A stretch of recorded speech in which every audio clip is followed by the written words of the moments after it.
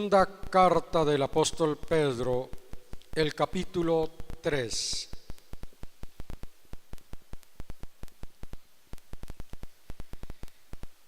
Voy a permitirme dar lectura a este capítulo. Segunda de Pedro, capítulo 3. Amados, esta es la segunda carta que os escribo. En ambas despierto con exhortación vuestro limpio entendimiento, para que tengáis memoria de las palabras que antes han sido dichas por los santos profetas y del mandamiento del Señor y Salvador dado por vuestros apóstoles. Sabed ante todo que en los últimos días vendrán burladores, andando según sus propias pasiones y diciendo: ¿dónde está la promesa de su advenimiento? Porque desde el día en que los padres durmieron, todas las cosas permanecen así como desde el principio de la creación. Estos ignoran voluntariamente que en el tiempo antiguo fueron hechos por la palabra de Dios los cielos y también la tierra, que proviene del agua y por el agua subsiste, por lo cual el mundo de entonces pereció anegado en agua.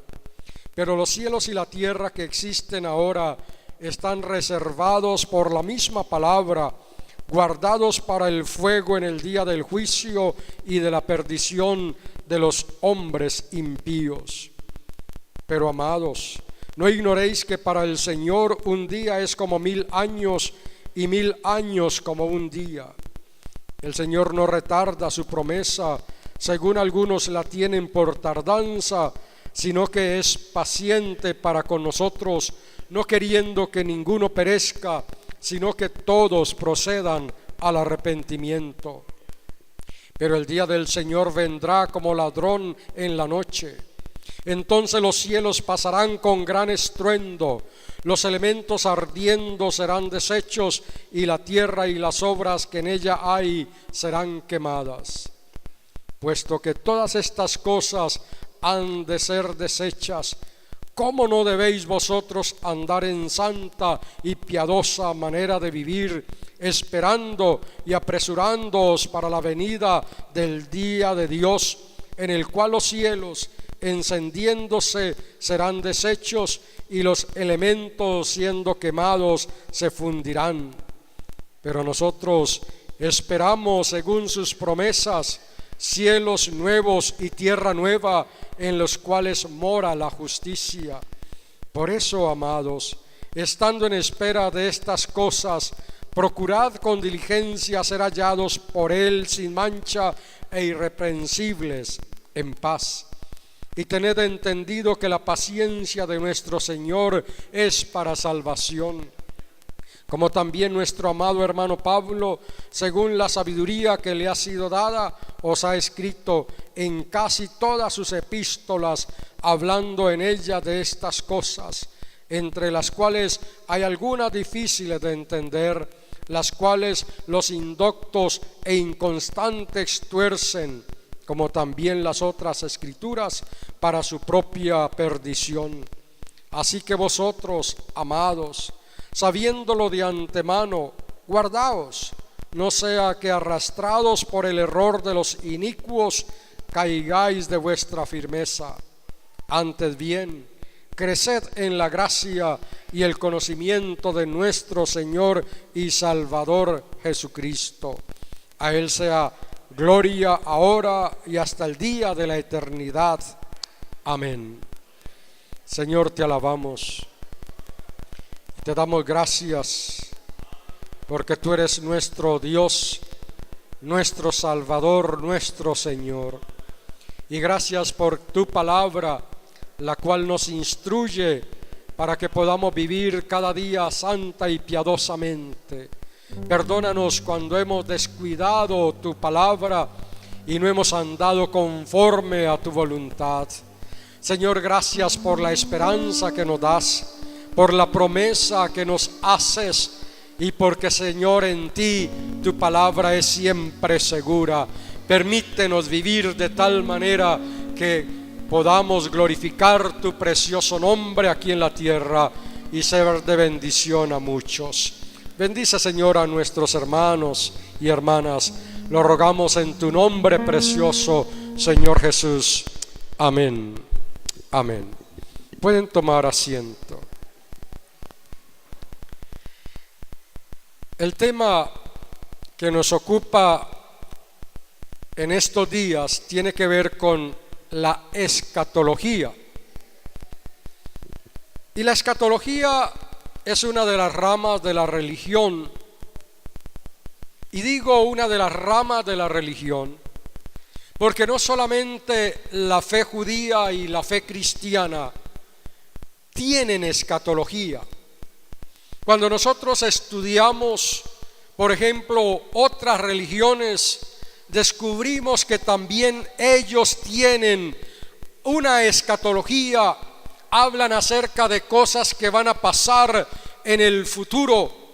Sin embargo, nosotros sabemos que la única palabra genuina es la palabra de nuestro Dios y Salvador Jesucristo.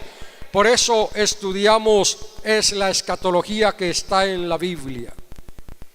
Y decimos también que es una de las ramas de la teología, porque cuando hablamos de escatología la estudiamos dentro de la teología, y la teología tiene que ver con los asuntos relacionados con Dios y con su pueblo, básicamente, con la doctrina que nosotros creemos, con las prácticas que nosotros realizamos. La palabra escatología viene del griego eschatos, que significa lo último, lo postrero, lo que viene al final de los tiempos, lo que está reservado para el fin de este mundo, de este tiempo. Es la doctrina de las cosas últimas del mundo y del hombre. Las cosas últimas son la muerte, el juicio final, el infierno y la gloria. Siempre el ser humano se ha preguntado qué le espera a nuestra vida después de la muerte. Nos hemos preguntado, ¿habrá vida después de que morimos o con la muerte se acaba todo? Y a esas preguntas en todas las religiones se ha intentado dar respuesta, y la palabra de Dios viene con una respuesta bien clara para nosotros, de tal manera que no podemos engañarnos en cuanto a lo que la Biblia dice. Dios es claro en afirmar lo que nos espera al final de los tiempos, y por eso podemos tener la plena seguridad de que al depositar nuestra fe en el Señor Jesucristo estamos preparándonos también para un futuro mucho más glorioso, mucho más excelente, como lo dice el apóstol también en la Escritura. Es el estudio de las realidades últimas, es la reflexión creyente sobre el futuro de la promesa, aguardado por la esperanza en nuestro Señor Jesucristo. Cuando hablamos de la escatología, básicamente podemos mencionar dos tipos de escatología: la escatología general, lo que va a suceder al final de la historia, y la escatología particular, que se ocupa básicamente de lo que ocurre después de la muerte. En un sentido más estricto, implica una visión lineal histórica que inicia en un momento concreto que va hacia el final de todo lo que existe.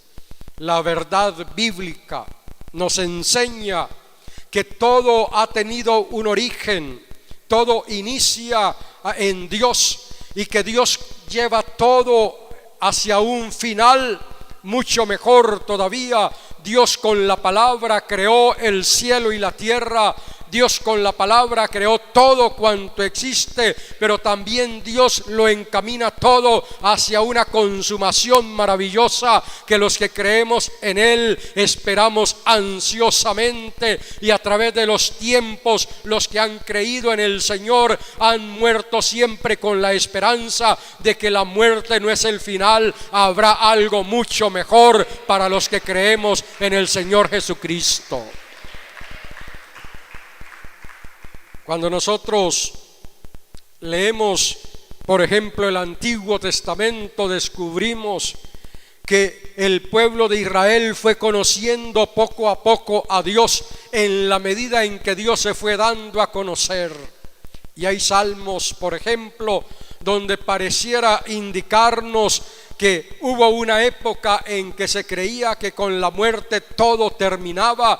Sin embargo, más adelante a Daniel va a decirnos que todavía que eso no es así, que la muerte no es el final, todavía hay algo más, habrá la resurrección. Y ya en el Nuevo Testamento encontramos de manera amplia, bien definida, la doctrina de la resurrección, de tal manera que nosotros podemos ver la muerte con una óptica diferente a los que no creen en el Señor, a los que no tienen esperanza. Y por eso Pablo nos alienta a no desfallecer y a no ver la muerte con ojos de negativismo, sino al contrario, con un optimismo maravilloso, no basado en nosotros mismos, sino en la promesa hecha por el Señor a nuestras vidas. El salmista, por ejemplo, exclamaba: y en el Seol, ¿quién te alabará? Y eso pareciera indicarnos que en una de las épocas de la fe de Israel todavía no era claro para los judíos que la muerte no era el final.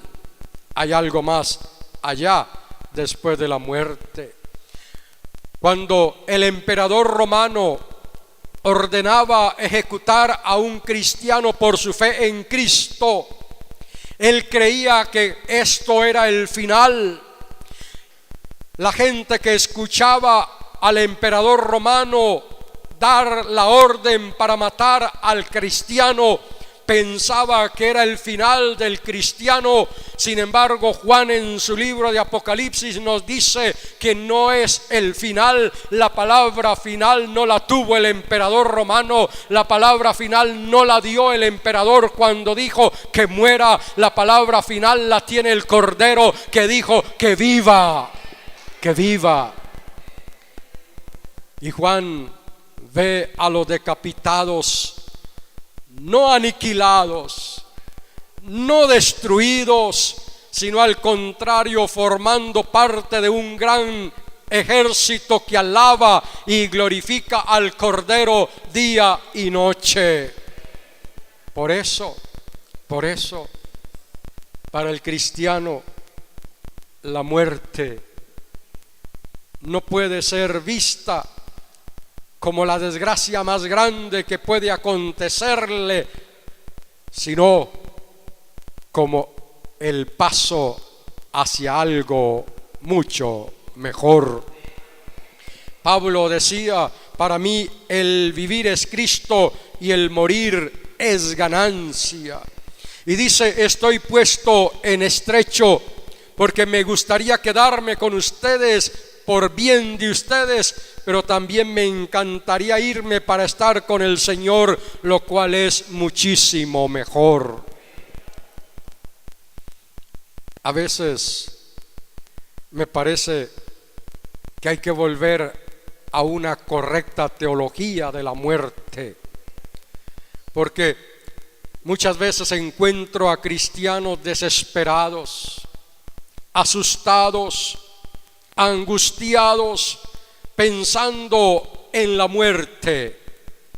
Y a veces hasta hay críticas y quejas al Señor. ¿Y por qué el Señor no sanó a la hermana o al hermano siendo que oramos por él? ¿Por qué tuvo que morir? Como si la muerte del creyente fuera una desgracia.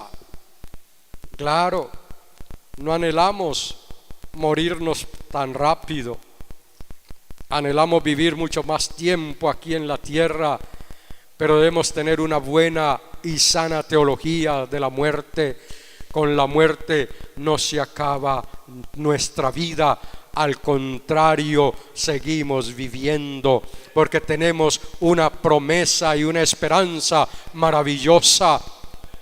La Biblia me enseña que el que nace una sola vez morirá 2 veces, pero también me dice que el que nace 2 veces tan solo morirá 1 vez. Usted ha nacido 2 veces, y si es así, entonces morirá tan solamente 1 vez. Lo que nos espera es muchísimo mejor de lo que vivimos aquí en esta tierra.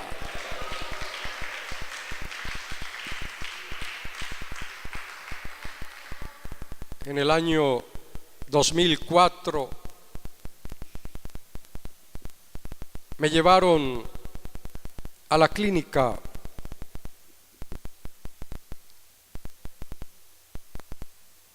porque me desmayé en la casa y me atendió un médico, y mientras esperaba que mi esposa reclamara la orden para los medicamentos, me volví a desmayar allí en la clínica. Y entonces me llevaron para hacer exámenes y me tuvieron en cuidados intensivos. Yo no sabía, después supe que el médico amigo de una de mis hermanas le dijo: él llegó muriéndose. Yo no sabía que había estado tan cerca de la muerte, pero sí recuerdo que en la madrugada, cuando sentí que me iba a desmayar otra vez, yo dije: Señor, tú sabes que mi hijo se casa en julio. Te suplico que me dejes por lo menos vivir hasta el momento de su matrimonio, porque él quiere que yo le oficie su ceremonia religiosa. El Señor me lo permitió.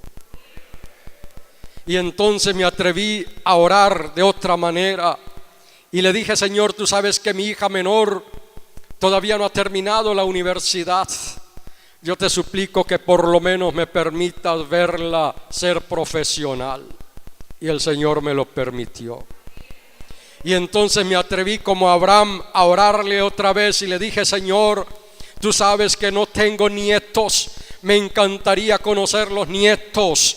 Y el Señor me ha permitido conocer 3 nietos. Y ahora le estoy diciendo: Señor, permíteme llegar a la ancianidad al lado de mi esposa.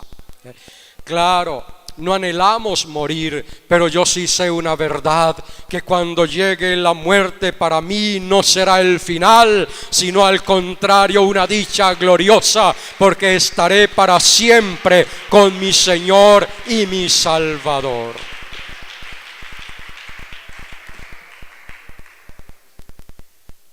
Esta noche tan solo quiero referirme al texto que hemos leído.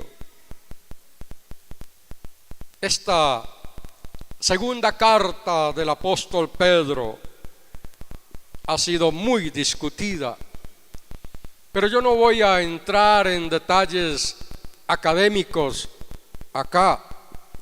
Tan solo quiero decir que en realidad, a lo largo de la historia de la iglesia cristiana, esta segunda carta ha sido bastante debatida, de tal manera que tuvo lucha para entrar en el canon, porque algunos consideraban que no era una carta auténtica. Sin embargo, cuando leemos esa carta, así se diga que se duda de su autenticidad, la enseñanza que encontramos para nuestra vida y para la iglesia en nada riñe con la verdad del Evangelio, en nada riñe con la doctrina del Señor Jesucristo. Los detalles de la carta, qué bueno que está el hermano Eduardo Forero, lo pueden hablar después con él. Yo no voy a entrar en problemas, ya el problema se lo he hecho encima al pastor Forero. ¿Ya? Son detalles que al hermano de la iglesia no le afecta porque no lo conoce. Nos viene a incomodar a los que entramos a estudiar ya de manera más detenida la escritura. Pero lo más importante, mis hermanos, es que dice el Señor a través de esa carta.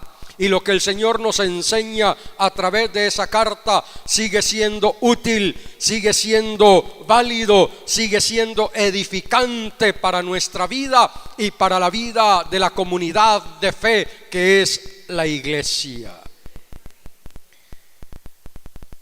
Fíjense, al leer por ejemplo el versículo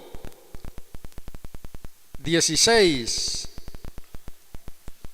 15 y 16, allí se menciona los escritos del apóstol Pablo. Ese es un argumento para que algunos digan, esa carta no lo pudo haber escrito el apóstol Pedro en el siglo I, porque todavía las cartas del apóstol Pablo no eran tan difundidas entre las iglesias como llega a ser después. Sin embargo, sabemos que las cartas del apóstol Pablo desde sus inicios gozaron de mucho aprecio entre los cristianos del primer siglo y a lo largo de la historia siguen siendo muy acogidas por la iglesia cristiana de hoy. De modo que no nos detenemos tanto en cuanto a si escribió o no el apóstol Pedro la carta, pero lo que nos interesa es que dice el Señor, porque el autor último de la escritura no es el escritor humano, el escritor último de la escritura es el Señor nuestro Dios. Y Él en su soberanía, en su potestad, pudo haber utilizado a cualquiera de los hombres de Él para inspirarles la palabra de tal manera que la transmitieran a nosotros. Y eso es lo más importante para nosotros hoy. Esta carta se escribe para fortalecer la fe y la esperanza de los cristianos. No hay duda de eso. Y si usted no ha leído bien esa segunda carta, entonces le recomiendo que la lea. Si ya la ha leído, vuélvala a leer, porque esta carta tiene como primer propósito fortalecer la fe y la esperanza de los cristianos que están siendo asediados por falsos maestros, que están siendo bombardeados por falsos profetas, que están tratando de desviar a los creyentes del verdadero camino, que les están enseñando cosas equivocadas. Y no solamente lo podemos ver por la segunda carta de Pedro, sino que usted puede apreciarlo también en las cartas del apóstol Pablo, como él combate herejías que se estaban dando desde los orígenes mismos de la fe cristiana, desde los orígenes de la iglesia. Ya se levantan falsos maestros dentro de la iglesia que corrompen la doctrina y las prácticas santas de la iglesia, y enseñan herejías, enseñan cosas equivocadas. A veces nos sorprende ver a hermanos que militaron dentro de las filas de la iglesia por varios años. Nos sorprende verlos yéndose a otros grupos heréticos y nos preguntamos por qué. La respuesta porque no se afirmaron en su fe en Cristo a través de su palabra. Por eso en la misma palabra se nos insta a que nosotros nos alimentemos con la leche no adulterada, para que podamos crecer en la gracia y el conocimiento de nuestro Señor Jesucristo. Hoy día tenemos cristianos light,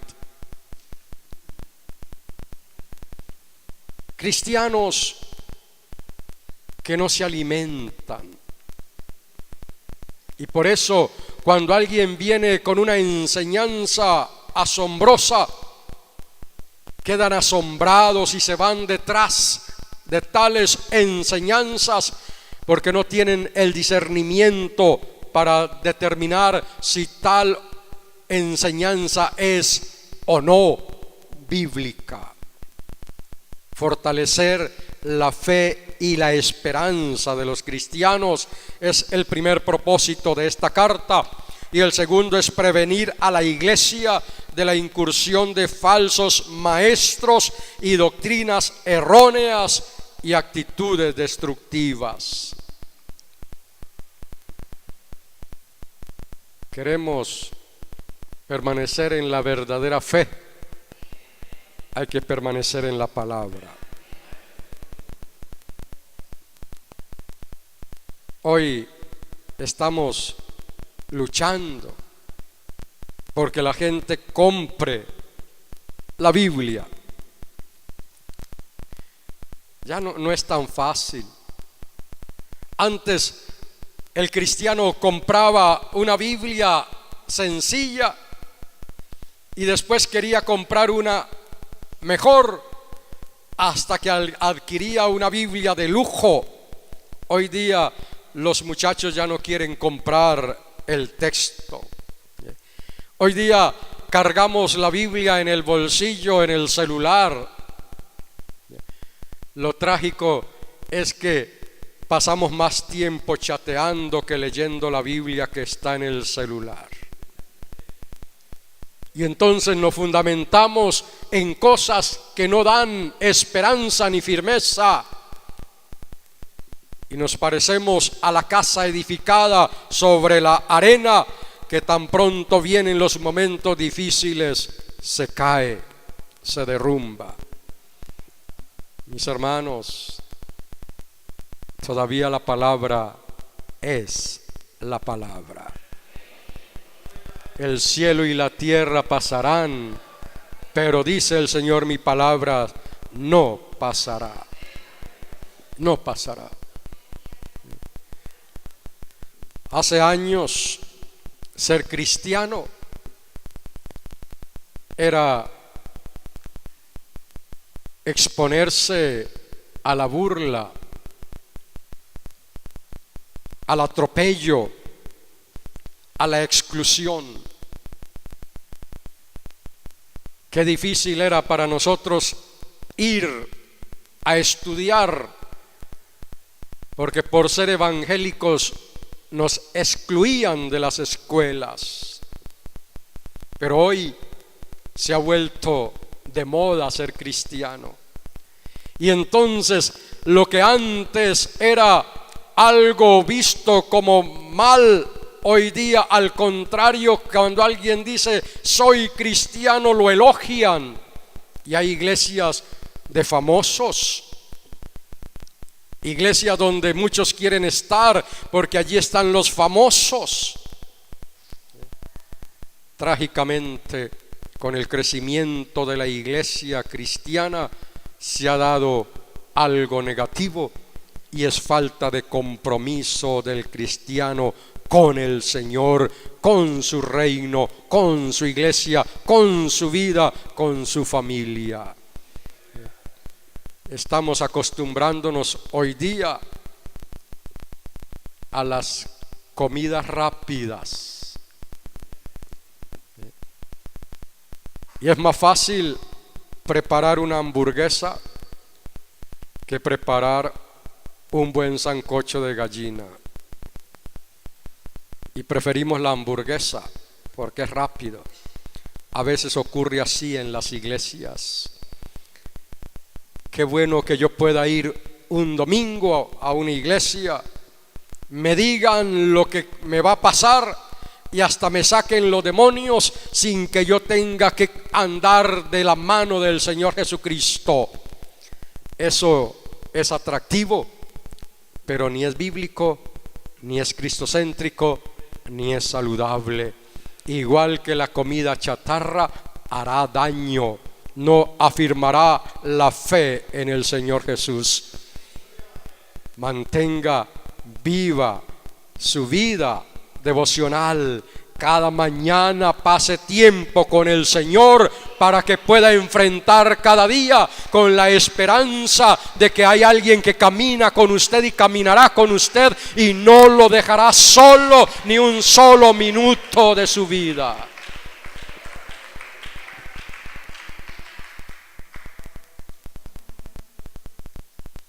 En esta carta encontramos primero un saludo, luego encontramos una invitación a conocer y considerar las preciosas y grandísimas promesas hechas a los creyentes, una exhortación a estar atentos a la palabra profética más segura para no caer en el engaño de los falsos maestros. Trágico, desde un púlpito, un domingo se predicó que la palabra profética más segura no es la palabra del Señor, sino la palabra del que estaba predicando. Y la gente estaba feliz, aplaudiendo tal declaración. Y ese mismo que predicó eso, en otro culto, dijo que por revelación del Señor iba a pedir a un hermano que se separara de su esposa y a una hermana que se separara de su esposo, porque el Señor le estaba diciendo que esos no eran sus cónyuges reales, y entonces que se separaran y el hermano se casara con esta otra señora, y se rompieron 2 matrimonios, porque la palabra profética más segura es la de Él. La Biblia me dice que la palabra más profética a la cual hacemos bien en tener en cuenta es la palabra del Señor. Y por eso, cuando no nos alimentamos de la palabra de Dios, nos dejamos llevar por las palabras de otro que nos conducen a la perdición y a la muerte. El apóstol Pedro llama a los creyentes con el apelativo de amados. En este capítulo 3 encontramos en el versículo 8, versículo 1, versículo 8, versículo 14 y versículo 17 la expresión agapetoi, amados, amados. Es una expresión de cariño, pero también es una expresión pastoral. El apóstol Pedro ve a los creyentes a los cuales les dirige su carta como hijos suyos, como hermanos a los cuales edifica, como hermanos de los cuales se siente responsable para edificarles en la auténtica fe del Señor. Amados, necesitamos pastores que sigan viendo a la Grey como el pueblo de los amados. Cuando perdemos esa visión y cuando los creyentes, las personas que asisten a la iglesia se convierten en números y en cantidades de plata, perdemos nuestra visión, nuestra misión y nuestro propósito como líderes espirituales de la iglesia. Qué bueno tener pastores que están interesados siempre en el crecimiento de los hermanos y no interesados tan solo en el bolsillo de los hermanos. amados. Su interés al escribirle estas dos cartas es animarles a tener un pensamiento sano, contrario a la forma de pensar de los falsos maestros, contraria a la forma de pensar de los que no conocen a Cristo. Pedro anhela que los hermanos tengan la capacidad de discernir entre la verdad y la mentira. Para un pastor es doloroso, después de invertir tiempo, esfuerzo en los hermanos, ver que tan fácilmente se dejan mover por cualquier viento de doctrina. Un pastor genuino siempre buscará alimentar bien a la grey, de tal manera que pueda ser edificada, consolidada, afirmada en el Señor Jesucristo. Que tengan capacidad de discernir. Por eso, hermanas y hermanos, cuando el pastor está predicando, en vez de estar pensando si dejaron los frijoles ablandando o no, concéntrense en la enseñanza. En vez de estar pensando si ya va a comenzar el partido de Colombia-Brasil, mejor concentrarnos en la enseñanza, para que puedan tener discernimiento. Y es una exhortación, dice el apóstol, apoyada en los profetas. Es que la palabra que nosotros creemos, es que la palabra que nosotros hemos recibido no es una palabra de ahora, es la palabra del Señor desde los tiempos, que habló a través de profetas, que habló a través de sus siervos y últimamente nos habló a través del Hijo, como dice el escritor de la carta a los Hebreos. Lo que nosotros creemos, mis hermanas y hermanos, no se lo inventó Pedro, no se lo inventó Pablo, no se lo inventó Juan. Es la palabra dada por el Dios creador, el Dios maravilloso, el único Dios a través de los tiempos por medio de los profetas. Enseñada por Jesucristo y transmitida por los apóstoles.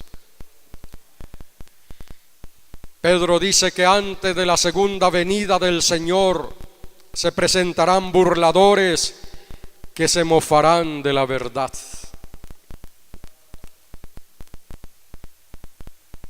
Y lo trágico es que conocen la verdad. No son personas que no saben la verdad. Esos falsos maestros conocen la verdad. Sin embargo, de forma consciente, de forma caprichosa, deciden hacerla a un lado, tergiversarla y enseñar a los hermanos lo que no es real. Y esto que Pedro dice, no es el único que lo ha dicho. El apóstol Pedro lo aprendió del Señor Jesucristo cuando dijo que se levantarán falsos maestros, falsos profetas, falsos cristos, y a muchos engañarían, aun si fuera posible, de entre los escogidos. Pablo lucha con falsos maestros, con falsos profetas, que conociendo la verdad la tergiversan, porque una característica de la aparente fe, de una pseudo fe, de una fe falseada, es la tergiversación de la palabra. Y a veces la tergiversación de la palabra es tan sutil que nos cuesta trabajo discernir si es o no ajustada a la palabra de Dios. Los falsos maestros, como los falsos profetas, vienen en nombre de Dios. El falso profeta del Antiguo Testamento también comenzaba sus mensajes diciendo: así dice el Señor. Sin embargo, Dios dice: ay de aquellos que dan mensajes sin que yo los haya enviado. Los falsos maestros usan la palabra, pero la tergiversan, la tuercen de tal manera que deja de ser la auténtica palabra de Dios para convertirse en una palabra netamente humana. Y la palabra humana no da vida. La única palabra que purifica y limpia y da vida es la palabra de nuestro Señor.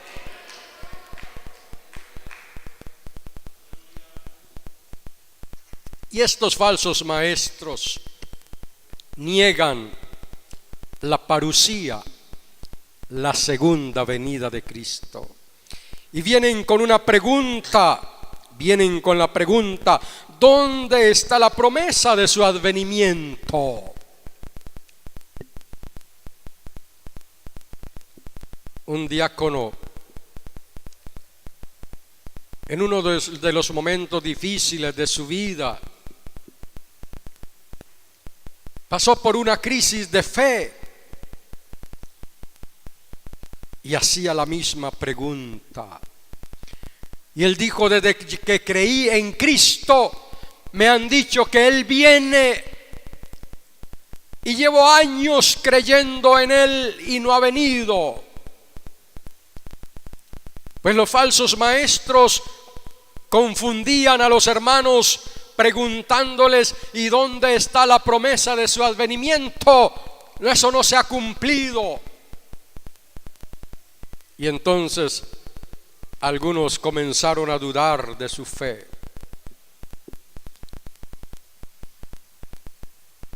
Hoy hay muchos que dudan de la segunda venida del Señor. Con el mismo argumento, desde que se creó el cristianismo, se está enseñando que Cristo viene pronto y no ha venido. Pedro va a contestar a esos argumentos o a ese argumento de los falsos maestros.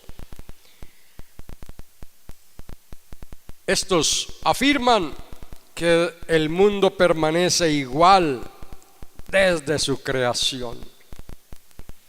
Pedro refuta el argumento diciendo que no es verdad, que el cielo o los cielos y la tierra fueron creados por la palabra de Dios, pero también vino el diluvio, de tal manera que no se puede afirmar que el mundo permanece igual desde la creación, porque hubo un juicio de Dios a través del diluvio y dijo que la tierra pereció anegada en agua. Así que no es cierto, dice Pedro, no es verdad lo que están afirmando, que jamás ha habido un cambio desde la creación, porque ya hubo un juicio y ese primer juicio fue a través de agua. Hay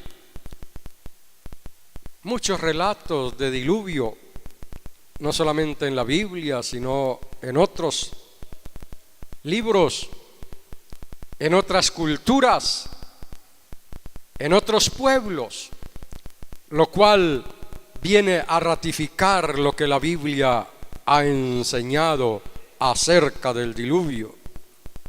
Estos falsos maestros se olvidan deliberadamente, y ese olvidan deliberadamente significa que ellos de forma deliberada planean lo que están enseñando, de forma deliberada tuercen la Escritura.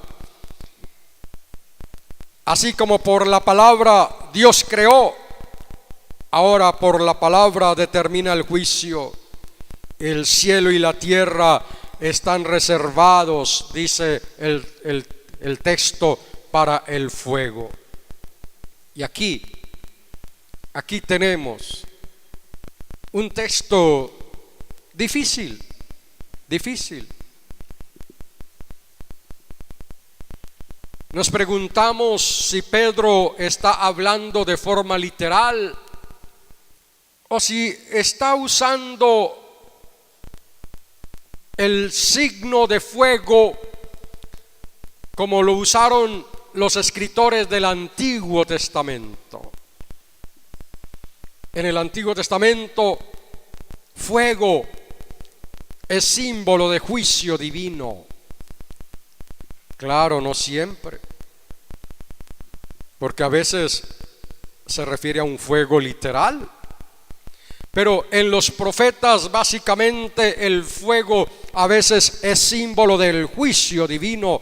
Por eso la pregunta es si Pedro está hablando de forma literal o está hablando en forma simbólica del fuego.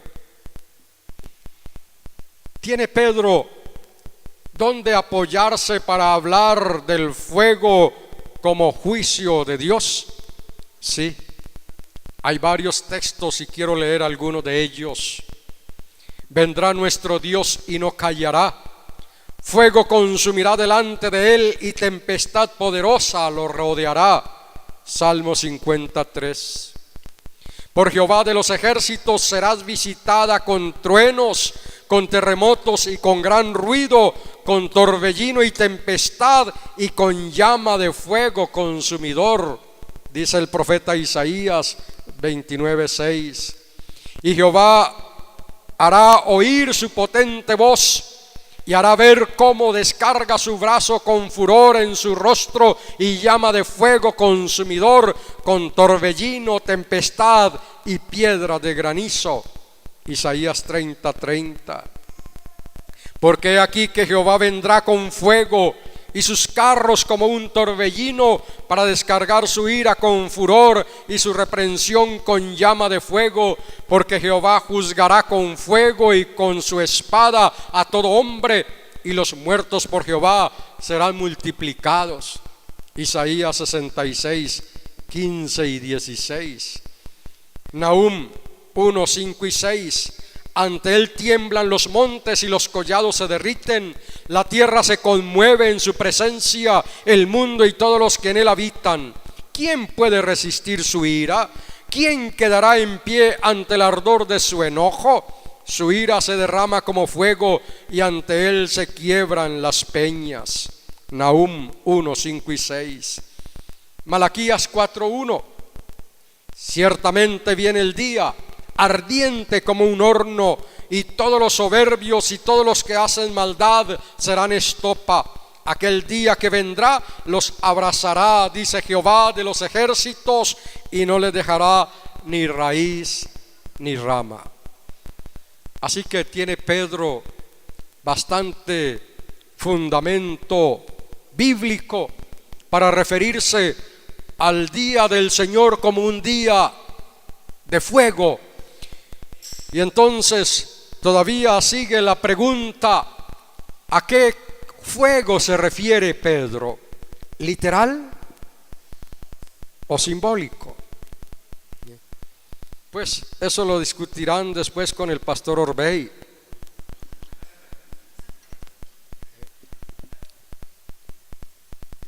Hay esas dos posibilidades. No nos dice la naturaleza de este fuego. Algunos hablan de que probablemente se refiere a un holocausto nuclear. Y fíjense cómo hoy día cobra actualidad esa posición. Son tantos los cometas, son tantos los elementos que nosotros mismos, y digo nosotros, haciendo parte de este género humano, hemos enviado al espacio, que estamos cargando el espacio con elementos extraños, con instrumentos extraños que no los puso Dios allí, sino nosotros. Y algunos científicos están hablando de que es probable que cometas que están en el espacio se quemen, ardan y caigan sobre la tierra. Pues eso es posible. Lo más importante aquí, mis hermanas y hermanos, no es si el fuego es literal o si simplemente el fuego que habla Pedro es el referencia al juicio de Dios que vendrá. Dios hará un juicio y eso es cierto, y por eso nos insta a que sin importar si la tierra arderá en fuego o si los elementos ardiendo caerán, no importa cómo será, lo más importante es que nosotros estemos aferrados al Señor de tal manera que el fuego a nosotros no nos dañe. Y esto, créanme que a veces me sorprende, a veces me duele, cuando escucho a hermanos hablar de aquel día como algo que produce pánico, como algo que produce espanto, miedo. ¡Qué miedo! La Biblia me asegura que ese día sí será de espanto para los que no están en el Señor Jesucristo, pero para los que estamos en Él, ese día será maravilloso. Se consumará nuestra victoria. Así que no tenga miedo si le cae un planeta o un cometa ardiendo en la cara, en la cabeza. No importa, usted, y si está en Cristo, ya está seguro, segura en Él. Pablo decía: por lo cual estoy seguro que ni siquiera lo alto, ni lo profundo, ni lo presente, ni lo porvenir, ni siquiera la muerte nos puede separar del amor de Dios que es en Cristo Jesús, nuestro Señor. Si uno no quiere tener miedo para ese día, debe andar con el Señor. Debe caminar con el Señor. Si uno quiere ir tranquilo por esta vida sin tenerle miedo a lo que vendrá, debe andar con el Señor. Por eso es que enseñamos a andar con el Señor. Si usted anda con el Señor aquí en la tierra, no se preocupe, seguirá andando con Él en la eternidad. Hubo un hombre llamado Enoc, diferente a los de su generación, y dice ese texto en Génesis 5, hablando de cada uno de los personajes bíblicos, dice: y murió. Pero cuando llega a Enoc, dice: y caminó Enoc con Dios y desapareció porque se lo llevó Dios. Cuando aprendemos a caminar con el Señor aquí en la tierra, un día seguiremos caminando con Él en la eternidad. Uno se imagina ese momento de Enoc.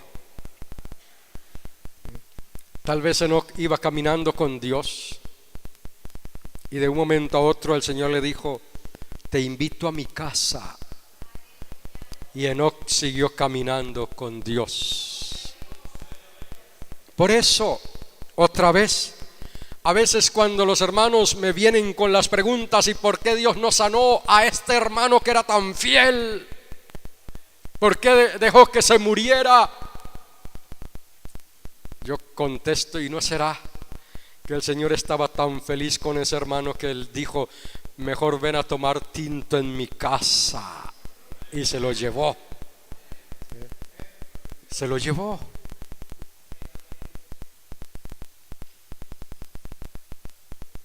A veces nos preparamos tanto para vivir en el cielo que se nos olvida cómo caminar aquí en la tierra. Es mejor aprender a caminar bien aquí en la tierra con Dios, porque cuando venga ese momento, automáticamente seguiremos andando con Él. Yo no sé Yo no sé si Pedro está hablando literalmente, yo no puedo decir si está hablando figuradamente. Lo que sí puedo decir es que vendrá un día cuando el Señor va a regresar y va a traer juicio a la tierra, y entonces va a separar a unos de otros, y a mí y a usted nos dirá: venid bendito de mi Padre, heredad del reino preparado para vosotros desde antes de la fundación del mundo.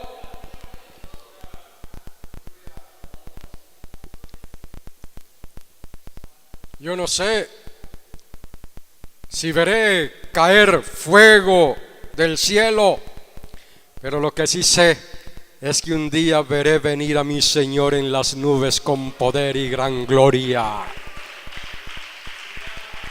Y lo que me importa ver no es si los elementos caen ardiendo. Lo que más me importa ver es a mi Señor venir con gloria y con poder para llevarme a estar con Él para siempre. Por eso yo no voy a gastar mucho tiempo investigando si será fuego literal o no. Lo único que a mí me importa saber es que el Señor vendrá, y los que creyeron en Él irán a vida eterna, pero los que no creyeron en Él a condenación eterna. Así como fue cierto el diluvio, también será cierto el juicio de Dios al final de los tiempos. Y eso lo asegura no solamente Pedro, lo asegura el Señor Jesucristo, lo asegura Pablo, lo asegura Juan, lo aseguran las Escrituras. Un día el Señor vendrá otra vez, y habrá un cielo nuevo y habrá una tierra nueva, donde ya no habrá más pecado, donde ya no habrá más dolor, donde ya no habrá más llanto, donde ya no habrá más tragedia. Vendrá un día en que reinaremos con el Señor para siempre.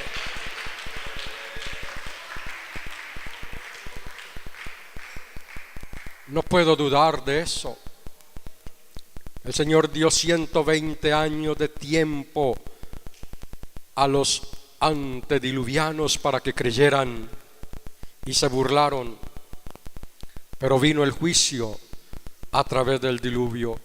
El mismo Dios que una vez le dijo a Noé: construye el arca, voy a traer juicio, es el mismo Dios que ha dicho que vendrá otra vez. Y su palabra es verdad, su palabra es cierta, su palabra es digna de ser creída, porque es la palabra del único y verdadero Dios, del Dios que no miente. El que miente es el otro, el diablo, porque es padre de mentira y trata de tergiversar la verdad y trata de engañar para que no sean salvos. Pero Pedro nos dice que el Señor es misericordioso y quiere que todos procedan al arrepentimiento. La demora aparente de Dios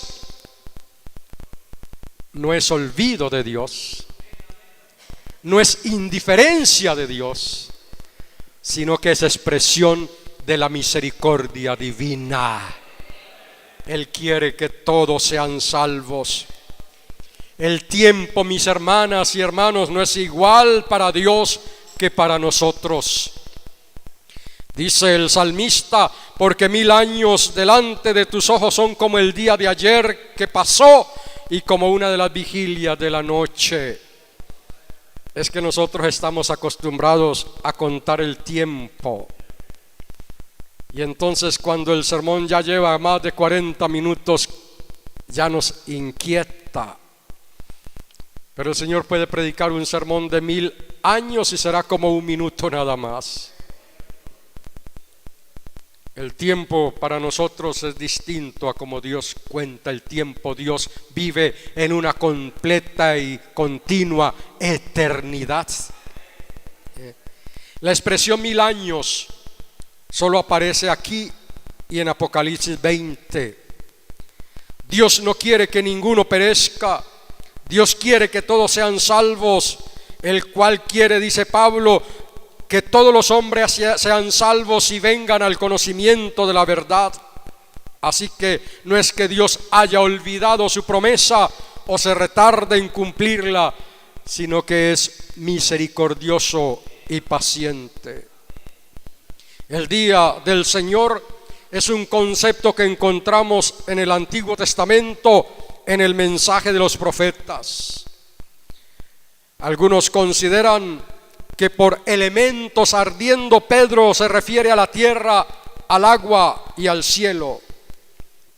Pedro creo que se basa en la profecía de Isaías 34:4, y todo el ejército de los cielos se disolverá y se enrollarán los cielos como un libro, y caerá todo su ejército como se cae la hoja de la parra y como se cae la higuera. De este modo pueden identificarse los elementos con el sol, la luna, las estrellas. Otros textos de la Escritura indican que los astros serán afectados cuando llegue el día final. Dice el profeta Joel, capítulo 2, versículo 10: delante de él temblará la tierra, se estremecerán los cielos, el sol y la luna se oscurecerán y las estrellas retraerán su resplandor.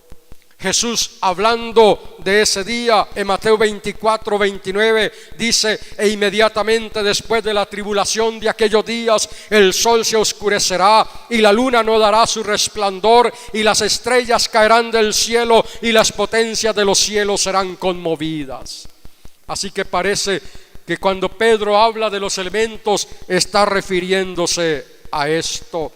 Y dice Juan en Apocalipsis 6:12: miré cuando abrió el sexto sello, y aquí hubo un gran terremoto, y el sol se puso negro como tela de silicio, y la luna se volvió toda como sangre, y las estrellas del cielo cayeron sobre la tierra, como la higuera deja caer sus higos cuando es sacudida por un fuerte viento. Y la tierra y las obras que hay en ella serán quemadas, dice un texto. Otro texto, también en griego más antiguo, dice: y la tierra y las obras que en ella hay quedarán al descubierto. Por eso usted puede leer quizá otra edición de la Biblia y encontrar esta traducción: y la tierra y las obras que en ella hay quedarán al descubierto. Porque hay un texto de esta carta mucho más antiguo, escrito en griego también, donde no dice que serán quemadas, sino que quedarán al descubierto. El énfasis debe recaer no tanto en la forma, sino en el evento. Llegará sin duda alguna el día del Señor.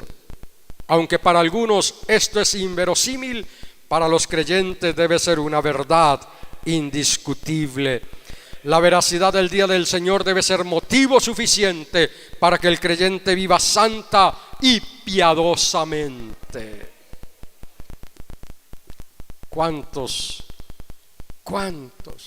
han salido de las filas del Señor simplemente porque se preguntaron lo mismo: ¿y dónde está la promesa de su advenimiento? Porque desde que creí me han dicho que el Señor viene y no ha venido. Y algunos entonces comienzan a vivir disipadamente. Algunos creen que se va a demorar demasiado el Señor en venir, y entonces comamos y bebamos, que no importa. Pedro nos dice que al contrario, esta aparente tardanza del Señor es expresión de su misericordia y motivo para que nosotros vivamos de tal manera que cuando Él venga nos encuentre preparados, andando en santidad, irreprochables, sin mancha, en piedad. Y Pedro dice lo mismo que las otras escrituras: porque el día del Señor vendrá como ladrón en la noche. Como ladrón en la noche. Mis hermanas y hermanos, a nosotros esta promesa debe alentar nuestra fe. Así que sin importar cómo se dará el juicio, el cristiano no debe esperarlo con miedo, sino con gozo, porque ya está determinado que los que creemos en el Señor somos salvos. Y aquel día se consumará completamente nuestra salvación y reinaremos con el Señor para siempre. Pedro se basa en una profecía antigua, porque aquí yo crearé nuevos cielos y nueva tierra, y de lo primero no habrá memoria, ni más vendrá al pensamiento, dice el profeta Isaías en el capítulo 65, versículo 17. En esta nueva creación no habrá lugar para la injusticia, pues allí mora la justicia. Así que, mis hermanas y hermanos, el llamado es a vivir sin mancha, procurar con diligencia vivir sin mancha, vivir sin contaminación. Y esto, la palabra en griego aquí implica algo activo, un esfuerzo en el cual yo invierto mi energía. No es que yo me salvo por lo que hago, sino que ejercito la salvación que recibí por gracia. Pablo nos insta a ejercitar nuestra salvación. Así como el atleta ejercita sus músculos, el que levanta pesas ejercita sus músculos para levantar las pesas, el cristiano debe ejercitarse en su salvación, vivir en su salvación, andar en su salvación por fe, no por vista. El Señor viene otra vez. Yo no sé si vendrá esta noche, yo no sé si vendrá mañana, yo no sé si vendrá dentro de 100 años, yo no sé cuándo vendrá, pero vendrá. Y sé que cuando Él venga, entonces los que hemos creído en Él viviremos para siempre con Él, pero los que no han creído en Él morirán eternamente, irán, dice la Escritura, al fuego, al infierno. Y entonces el juicio será algo que produce pánico para los que no creen, pero para usted si cree, debe ser motivo de gozo, debe ser motivo de piedad, de santidad. Debemos vivir cada día como si el Señor viniera ahora, pero también vivir cada día preparándonos como si el Señor viniera dentro de 100 años. Nuestra tarea no es tanto escudriñar cómo será eso, sino vivir santa y piadosamente, de tal manera que cuando ese día venga no nos sorprenda desprevenidos, sino andando en el Señor. Es la exhortación a aceptar la verdad de Dios, a rechazar el error y a crecer en la gracia y el conocimiento de nuestro Señor y Salvador Jesucristo. Pedro nos dice que vendrá un día de juicio. Lo enseña a través del fuego, nos dice que será a través del fuego. Pero también nos dice que esperamos cielo nuevo y tierra nueva. En esta tierra gemimos, la misma creación, como Pablo lo afirma, gime con dolores de parto esperando aquel día. Aquí en la tierra hay lágrimas, Aquí en la tierra hay sinsabores, aquí en la tierra hay dolor, aquí en la tierra hay aflicción, aquí en la tierra hay llanto, en esta tierra hay preocupación, pero viene un día cuando el Señor creará un cielo nuevo y una tierra nueva, y entonces de lo antiguo ya no habrá memoria, y ya no habrá más dolor, y ya no habrá más muerte, ya no tendremos que llorar la muerte de un pariente, ya no tenemos que sufrir por nuestra enfermedad. En ese día, cuando el Señor venga y crea nuevos cielos y nueva tierra, habrá una vuelta al propósito inicial de Dios cuando hizo todo y cuando nos creó. Mis hermanas y hermanos, en esta noche mi desafío, mi exhortación, como la del apóstol Pedro, no es tanto a que esté preocupado si el fin será por agua o será por fuego, o será de esta manera o será de aquella otra forma. Mi exhortación es que viva de tal manera de la mano del Señor, que cuando esto venga, cuando esto ocurra, usted pueda seguir caminando con Dios sin tener miedo al fin del mundo, porque para nosotros es victoria, es plenitud de vida, es plenitud de gozo. A vivir de tal manera que si el Señor viniera mientras dormimos, no tenemos miedo, porque iremos con Él.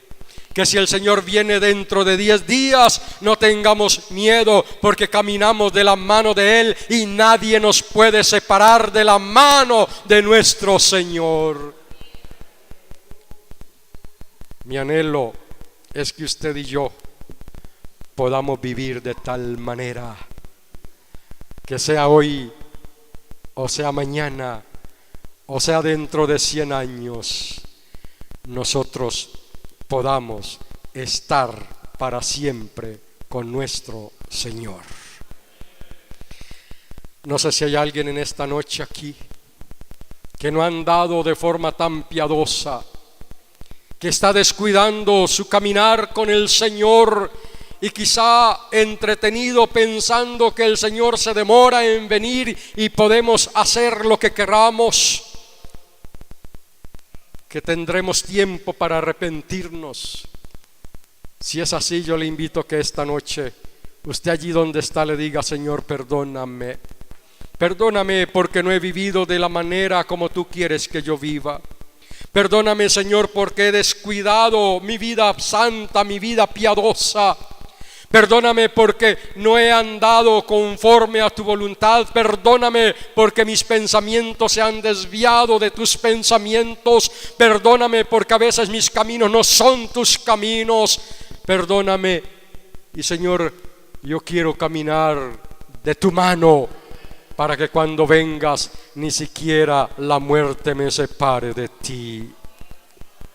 Si hay alguien acá que no tiene la certeza de tener vida eterna en Cristo, que es consciente esta noche que si el Señor viniera hoy, ese día sería un día funesto para usted y no de gozo, le invito también para que ahí donde está le diga al Señor: Señor Jesús, yo sé que tú eres el único Dios, el verdadero Dios, y que tú dices la verdad, y que si tú viniste una vez como Salvador, vendrás otra vez como juez. Señor, yo quiero que seas mi Salvador ahora, para que cuando vengas como juez yo no tenga nada de que avergonzarme, ni tenga miedo de tu venida, sino que pueda estar contigo. Si hay alguien en esa noche, puede hacer esta oración conmigo ahí donde está, o si quiere venir aquí al frente puede venir también. Si usted quiere venir acá adelante puede hacerlo. Vamos a orar por usted, vamos a orar con usted. Si quiere venir aquí adelante puede hacerlo. Hoy es el día de salvación. Llegará un día en que ya no habrá más oportunidad. No nos hagamos ilusiones. El tiempo no está en nuestras manos, el tiempo está en las manos de Dios. Señor, te alabamos y glorificamos tu precioso nombre. Gracias, Señor, porque nos has dado vida en ti. Y en ti estamos seguros. Y tenemos vida eterna. Y nada nos podrá separar de tu amor. Gracias, Señor, por tu promesa. Porque esperamos un cielo nuevo y una tierra nueva. Oh, Señor, no podemos explicar a plenitud cómo será ese día, pero lo maravilloso es que sí sabemos que aquel día, Señor, tú vendrás para llevarnos, para estar contigo para siempre. Señor, si hay alguien en esta noche aquí que todavía no tiene esta certeza, yo te ruego que tu Espíritu Santo esté tocando su corazón, esté hablando a su mente y esté redarguyéndole y esté atrayéndole hacia ti para que pueda entregar su vida a ti y disfrutar a plenitud de salvación eterna. Oh, Señor, muchas gracias. Muchas gracias. Oh, Señor, gracias. Y como el vidente decimos: sí, ven, Señor Jesús. Oh, Señor, perdona nuestros pecados. Perdónanos cuando no hemos andado conforme a tu voluntad. Perdónanos cuando nos hemos entretenido con las cosas del mundo y hemos descuidado nuestro andar contigo. Perdónanos y llénanos de ti. Llénanos de ti, Señor, y permítenos andar siempre de tu mano. Glorifícate, Señor, en nuestras vidas, para que también nosotros te glorifiquemos a ti. Lo rogamos en el nombre del Señor Jesús, nombre que es sobre todo nombre. Amén. Amén. Que el Señor les bendiga.